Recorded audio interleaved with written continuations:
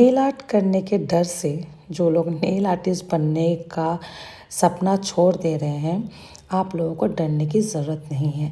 ये डर हम सबको होता है। आप इस वीडियो में मेरा हाथ काँपते हुए देख सकते हैं, मेरा कन्फ्यूजन देख सकते हैं कि मैं कहाँ से लाइन खींचूँ, कैसे करूँ। ये बहुत ही नॉर्मल सा फेयर है, क्योंकि हम लोगों को लगता है कि इतने यही डर को ख़त्म करने के लिए मैं आप सबके लिए ये वीडियोस लेके आती हूँ।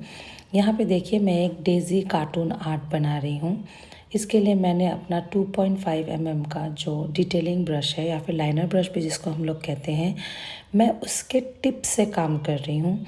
और मैं जब भी प्रोडक्ट अपने ब्रश में उठा रही हूँ तो मैं उसको पुल करके उठा रही हूँ। ब्रश को अपने जेल पॉलिश में रखना है, रख के उसको पुल करना है। इससे क्या होता है, आपके जेल पॉलिश का जो ब्रश में जब आप जेल पॉलिश लेते हैं तो उस वक्त आपके ब्रश में वो एक लंप सा, एक गोल्ड ड्रॉप सा नहीं बनता है, जिस वजह से आप आराम से अपने पतले पतले लाइंस खींच सकते हैं।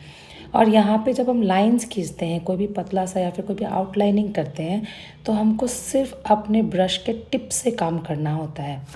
इसको प्रैक्टिस करने के लिए हम ये कर सकते हैं कि जो भी हमको आर्ट बनाना है, या फिर हम लोगों को इंटरनेट में बहुत सारे ऐसे छोटे छोटे पिक्चर्स मिल जाते हैं, हम उसका प्रिंट आउट ले सकते हैं। प्रिंट आउट लेने के बाद उसको हम लोग लैमिनेट कर सकते हैं, या फिर किसी भी क्लियर फाइल के अंदर उसको डाल के हम ट्रेसिंग प्रैक्टिस कर सकते हैं अपने नेल आर्ट के ब्रश से, या फिर जो भी ब्रश आप अपने आर्ट में यूज़ कर रहे हैं उसकी मदद से हम लोग उसके ऊपर ट्रेसिंग प्रैक्टिस कर सकते हैं।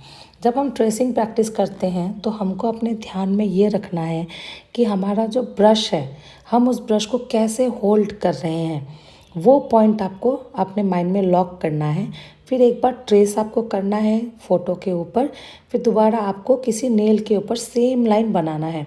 ऐसे जब आप प्रैक्टिस करोगे तो आप देखोगे कि आफ्टर अ वीक और 10 डेज़ आपको बहुत अच्छा कंट्रोल मिल रहा है अपने ब्रश के ऊपर। और आर्ट कोई बहुत बड़ा चीज़ नहीं है, बट हाँ, आपको हर आर्ट के पीछे जो लॉजिक होता है, जो कॉन्सेप्ट होता है, वो कॉन्सेप्ट समझना ज़रूरी है। मैं जब भी कोई आर्ट करती हूँ तो पहले मैं उस आर्ट को काफ़ी देर देखती हूँ, उसका लूप ढूंढती हूँ कि ये आर्ट मैं कहाँ से स्टार्ट करूँगी तो मुझे इजी होगा, कैसे मैं उसको फॉलो कर सकती हूँ। जैसे ये जो डेज़ी आर्ट मैंने किया है, यहाँ पे मुझे लगा कि वो जो बो है, अगर मैं पहले बो को पूरा कंस्ट्रक्ट कर लूँगी, उसकी आउटलाइनिंग कर लूँगी, तो उसके बाद मुझे बाकी का जो आर्ट है, बाकी का जो फिगर उसका बनाना है, वो मेरे लिए बहुत ही ईजी होगा। तो वैसे आपको भी ऑब्जर्वेशन करना ज़रूरी है, अपने टास्क को समझना, आप जो भी प्रोजेक्ट करने जा रहे हो उसको समझना ज़रूरी है, एंड देखना कि आपको ये टिप्स बहुत काम आएंगे। अब बात करते हैं प्रोडक्ट्स का। तो यहाँ पे मैंने बेस कोट में दो कोट वाइट जेल पॉलिश का लगाया है। आप कोई भी वाइट जेल पॉलिश यूज़ कर सकते हो। उसको यूवी एलईडी लैंप में प्रॉपर 60 सेकेंड के लिए ईच लेयर को हमको क्योर करना है। क्योर करने के बाद भी उसके ऊपर हमको एक स्टिकी लेयर मिलता है। उस स्टिकी लेयर को या तो आप एसीटोन से या फिर जेल रिमूवर से उसको क्लीन कर सकते हो। जेल का जो टैक्की रिमूवर होता है उससे आप उसको रिमूव करके फिर उसके ऊपर मैंने यहाँ पे ब्लैक जेल पॉलिश लिया है। ब्लैक जेल पॉलिश की मदद से मैं ये सारी आउटलाइनिंग कर रही हूँ। ब्रश जो मैंने यहाँ पे यूज़ किया है वो ब्रश है शील्ड्स का डिटेलिंग ब्रश, लाइनर ब्रश जिसको हम लोग कहते हैं। लाइनर ब्रश की मदद से सबसे पहले मैंने जो बो है वो बनाया, फिर उसके बाद पूरा फेशियल कंस्ट्रक्शन किया। एक हल्के से लाइनिंग से मैंने सारा आउटलाइनिंग करने के बाद उसको मैंने 60 सेकेंड के लिए पहले क्योर किया। क्योर करने के बाद मैं फिर ब्लैक लाइनर से पूरा आउटलाइनिंग को दोबारा कर रही हूँ। दोबारा से आउटलाइनिंग करने का रीज़न ये है कि मैं चाहती थी कि मेरा जो ये आर्ट है ये काफ़ी ज़्यादा पॉप अप करे, और इसकी जो आउटलाइनिंग है, वो जो मैंने फ़ोटो इसके लिए लिया था इंस्पिरेशन के लिए, उसमें भी आउटलाइनिंग इसकी बहुत ज़्यादा डार्क थी और वो उसमें ये बहुत ही ज़्यादा अलाइव दिखता है।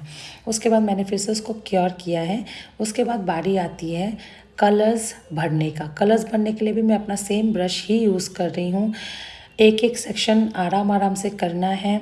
सब में मैंने यहाँ पे जेल पॉलिश का ही यूज़ किया है। सेक्शंस जैसे जैसे आप करते जाओगे आपको उसको क्योर करना है लैंप में, क्योंकि जेल पॉलिश जब आप नज़दीक में दूसरा कोई भी कलर लगाते हो तो बहुत टाइम वो मर्ज हो जाते हैं और आपका आर्ट ख़राब हो सकता है।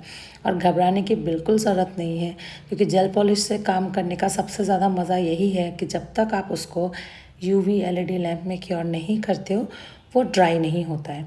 देखिए यहाँ में मैंने डक का जो लिप है उसको पूरा ऑरेंज कलर किया है। ऑरेंज कलर करने के बाद मैंने उसको क्योर किया है। बाद में डिटेलिंग ब्रश में ले रही हूँ ब्लू कलर। पहले जो कलर है उसमें मैंने टॉप कोट मिक्स किया है ताकि ये थोड़ा सा ट्रांसपेरेंट टाइप का लुक दे। उसको मैं जो लाइनिंग है आउटलाइनिंग उसके पास में लगा रही हूँ, फिर सेम ब्रश से उसको हल्का हल्का ड्रैग करके आई बॉल्स वगैरह में और जो बॉडी पार्ट्स है उसमें स्प्रेड कर रही हूँ। ये करने का रीज़न ये है कि इससे बहुत ज़्यादा बहुत हाईलाइट होता है आर्ट और बहुत ही सुंदर दिखता है। बहुत ही हल्के हल्के स्ट्रोक्स लगाने यहाँ पे मैंने फास्ट फॉरवर्ड किया हुआ है, तो इसका मतलब ये नहीं है कि मैं बहुत फास्ट और स्पीड से कर रही थी। और एक चीज़ ध्यान रखना है कि आपके स्ट्रोक सारे सेम साइड जाने चाहिए। हम लोग यहाँ पे बाहर से अंदर की तरफ स्ट्रोक्स खींच रहे हैं, इससे हाईलाइटिंग बहुत अच्छे से होती है। हाईलाइटिंग ये शेडिंग करने के बाद फिर मैं इसको 60 सेकेंड के लिए कंप्लीट क्योर करूँगी। कंप्लीट क्योर करने के लिए मैं बार बार इसलिए बोल रही हूँ ताकि आपका जेल पॉलिश स्प्रेड ना हो, क्योंकि कई बार ऐसा होता है कि जब हम लोग थोड़ा बहुत केयर करते हैं 30 सेकेंड या 40 सेकेंड के लिए केयर करते हैं, उसके बाद जब हम लोग उसके ऊपर मैट तो वो स्प्रेड हो जाता है और फिर आपका आर्ट ऑब्वियसली बहुत गंदा दिखेगा। यहाँ पे मैंने फिर ये ऑरेंज कलर से फुट में फिलअप किया है, उसको फिर से क्योर किया है। ब्रश को क्लीन करने के बाद मैं ब्राउन कलर यूज़ कर रही हूँ डक के माउथ के लिए। ये सारा जेल पॉलिश है। उसके बाद मैं उसको क्योर करूँगी। क्योर करने के बाद मुझे अभी जो बो है डक का उसको मुझे पिंक कलर करना था, तो उसके लिए मैंने वाइट में डार्क पिंक कलर मिक्स करके ये प्यारा सा एक शेड बनाया है, क्योंकि इससे मेरा जो आर्ट था वो बहुत पॉपअप होगा। और आप देख सकते हो यहाँ पे सारे जो कलर्स है वो एक दूसरे को कॉम्प्लीमेंट कर रहे हैं, जिस वजह से ये आर्ट जो है ये बहुत ही ज़्यादा अलाइव दिख रहा है। सिंपल ये सारे कलर्स फिल इन करने के बाद मैं इसको क्योर करूँगी और क्योर करने के बाद इसको हम लोग फाइनली ग्लॉसी टॉप कोट से क्योर कर देंगे, लॉक कर देंगे हमारे आर्ट को। इससे हमारा आर्ट बहुत ही लाइफ लाइक और बहुत ही फ्लॉलेस दिखेगा। अगर आप लोगों को मेरे वीडियोस अच्छे लग रहे हैं, मेरे ट्यूटोरियल समझ में आ रहे हैं, तो चैनल को सब्सक्राइब करना ना भूलें, क्योंकि मैं बहुत अच्छे अच्छे ट्यूटोरियल्स रोज़ लेके आने वाली हूँ आप लोगों के लिए, जिससे आप लोगों को nail extension and nail art में बहुत फ़ायदे होने वाले हैं। और अगर आपको ये वीडियो अच्छा लगा तो लाइक ज़रूर करना, बेल बटन को ज़रूर हिट करना। और अगर आपको कोई भी क्वेरीज़ करनी है मुझसे, आप यहाँ पे कमेंट बॉक्स में पूछ सकते हैं, या फिर डिस्क्रिप्शन में मैं अपना इंस्टाग्राम एंड फेसबुक दोनों आईडीज़ मेंशन कर रही हूँ, लिंक दे रही हूँ। आप उस लिंक के थ्रू डायरेक्ट मुझे इंस्टाग्राम एंड यूट्यूब में कांटेक्ट कर सकते हैं।